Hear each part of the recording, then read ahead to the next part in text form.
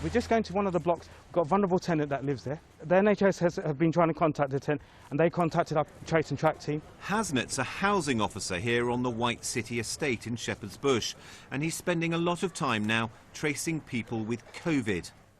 People the NHS couldn't reach. It begins with a door knock, and then this. Hello, housing officer. And if there's still no response, he drops off a card asking the person to get in touch within 24 hours. Some people are certainly hard to reach, and that's what's making it difficult to get a clearer picture of the extent of COVID. Why do you think people don't contact sometimes? There may be a few reasons. Some people may be scared. The other one is some don't have a phone. It's a lot of confusion. They may not think they've got the symptoms. Sorry to hear that. The council only go round in person to someone's address if they fail to get through on the phone. All the information is updated in real time electronically, a dashboard showing that Hammersmith is tracing well over 80% of people.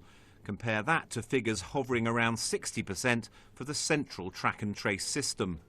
I think that's because we're the local authority and they trust us more than they trust the government, so we're able to reach the people that they can't reach. Back on the White City estate, Hasnett's bumped into another elderly tenant. He should be shielding.